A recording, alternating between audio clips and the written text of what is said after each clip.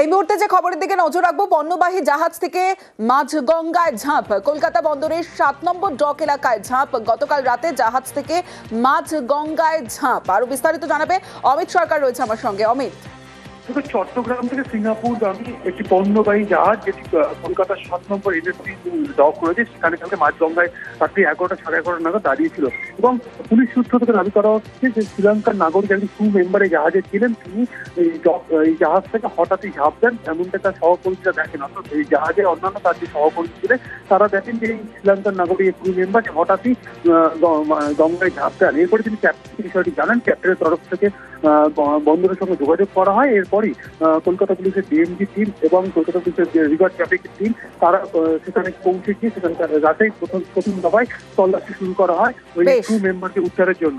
পরবর্তী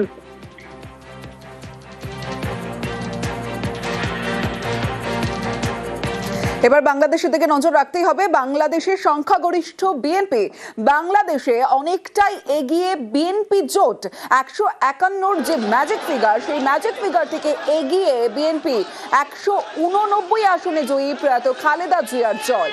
জামাত ছাত্র জোটের দখলে 69 আসন, 300 আসনের মধ্যে 299 আসনে গতকাল ভোট গ্রহণ হয়। পদ্মাপাড়ে বিএনপির পালে জোরালো হাওয়া। শেখ হাসিনা সরকারের পতনের পর প্রথম ভোট, আর ভোটে আওয়ামী লীগের অনুপস্থিতিতে বিএনপির জয়। 17 বছর পর দেশে ফিরে তারেক রহমানের বাজিমাত। জোড়া আসনে খালেদার ছেলে তারেক রহমানের জয়।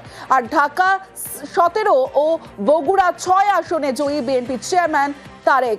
খালেদার মৃত্যুতে সমবেদনার ভোট বিএনপির ঝুলিতে। জামাতের বিরুদ্ধে বাংলাদেশের রায়। বাংলাদেশের ভোটে জামাত ছাত্র জোটের লড়াই। বাংলাদেশে বিএনপি বনাম জামাত লড়াই। ছাত্র বিদ্রোহে গত বছর শেখ হাসিনা সরকারের পতন। ছাত্র বিপ্লবের বাড়তি সুবিধা পেল না জামাত শিবির।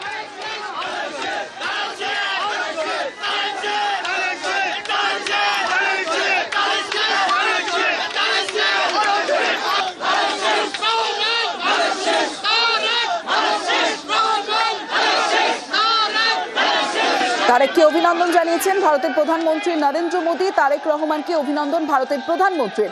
বিএনপির বড় জয়ে তারেক রহমানকে অভিনন্দন মোদীর। গণতান্ত্রিক প্রগতিশীল বাংলাদেশের পাশে ভারত। বাংলাদেশের সবাইকে নিয়ে চলার বার্তা নরেন্দ্র মোদীর। আপনার নেতৃত্বে মানুষের আস্থার প্রতিফলন এক্স হ্যান্ডেলে মন্তব্য করেছেন প্রধানমন্ত্রী নরেন্দ্র মোদী। দুদেশের উন্নয়নে একযোগে কাজের বার্তা মোদীর। আর অন্যদিকে এই যে ভোটের রেজাল্ট, ফলাফলের পর একাধিক বিষয় উঠে আসছে। ফের সহজ হবে সম্পর্ক। বিএনপির জয়ে ফিরবে ভারত বাংলাদেশের মৈত্রী। ভারতের সঙ্গে আগেই সুসম্পর্কের ইঙ্গিত দিয়েছিলেন তারেক রহমান। বাংলাদেশে প্রধানমন্ত্রীত্বের দৌড়ে এগিয়ে তারেক রহমান। শেখ হাসিনার আমলে দুদেশের বন্ধুত্বপূর্ণ সম্পর্ক। এই মুহূর্তে আমরা একটু জানার চেষ্টা করব, সরাসরি চলে যাব